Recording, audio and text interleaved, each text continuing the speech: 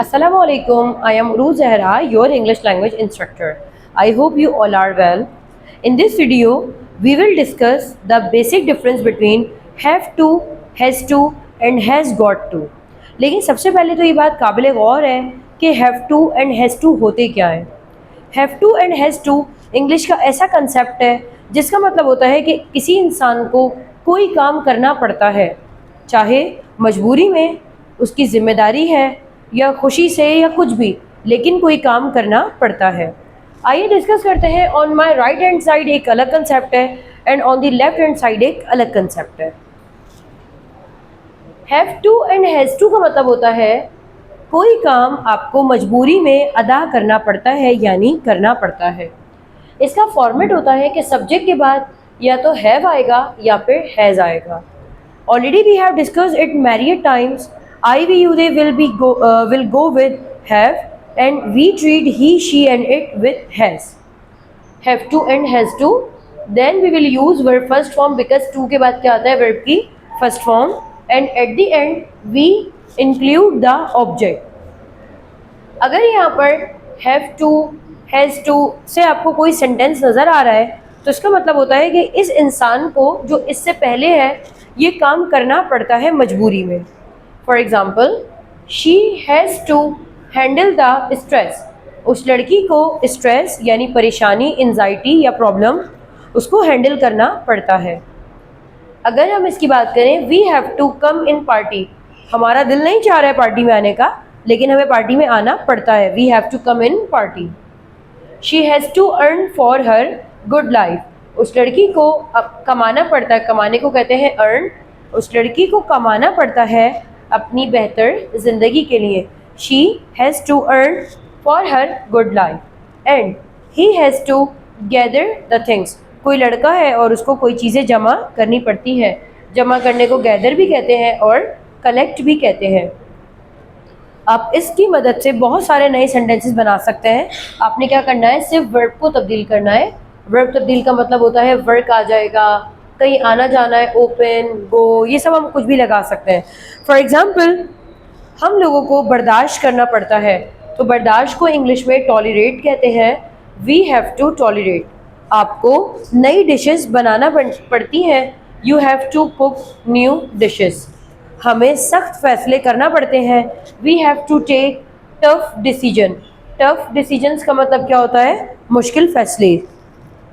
उस लड़के को आपकी बात मानना पड़ती है। He has to follow your words, यानी वर्ब आ जाएगा और उसके बाद आपने कोई भी सेंटेंस बना लेना है। On my left hand side एक अलग कंसेप्ट है, इसको डिस्कस करते हैं। स्टूडेंट, इसको डिस्कस करने से पहले मैं चाहूँगी आप इसके बारे में एक लाइन याद रखिएगा। ऐसा काम जो आपको उमूमी तौर पर यानी यूजुअली या रोज़ाना करना पड़ता है, मजबूरी है आपकी, करना पड़ता है, रोज़ाना की बात है। अगर आप एक दिन अपनी ड्यूटी से स्किप कर भी दें तो अगले दिन आपको वो काम करना पड़ता है। लेकिन यहाँ पर इसका मतलब है कि रोज़ाना नहीं है, आपको आज ही कोई काम करना है, बस आज ही या एक ही बार में कोई काम करना है। यहाँ पर है कि रोज़ाना और यहाँ पर है एक बार। एक बात याद रखिएगा, इस वाले काम में यानी have to and has to में काम को करने का प्रेशर यानी बताए जाने का प्रेशर इतना नहीं है। मतलब मैं ये नहीं कह सकती कि मुझे तो पौधों की देखभाल करना पड़ती है। अगर आप किसी काम को रोज़ाना करते हैं तो वो आपकी आदत बन जाता है, फिर आपको उससे मोहब्बत होने लगती है। अगर मोहब्बत ना भी हो तो आपकी वो जिम्मेदारी बन जाता है। लेकिन अगर कोई काम है और आपको आज ही एक ही बार में फोर्सफुली यानी ज़बरदस्ती करना है तो आप कहेंगे यार क्या करूँ, मुझे आज ये करना है, मुझे आज वहाँ जाना है, उन लोगों को आज ये बताना है, तो करना है, आना है, जाना है, एक ही बार की बात है। तो हैव हैज़ के बाद क्या आएगा, गॉट टू एंड वर्ब की first form. For example, she has got to handle the stress. अगर आप नोट करें इस सेंटेंस को मैंने यहाँ लिखा था, she has to handle the stress. उस लड़की को स्ट्रेस हैंडल करना पड़ता है। लेकिन अभी क्या कहा जा रहा है, she has got to handle the stress. उसको आज ही, यानी मैं इन तमाम जुमलों में आज वाली बात रख रही हूँ, उस लड़की को आज ही स्ट्रेस हैंडल करना है, आज करना है, अभी करना है। Then we have got to come in party.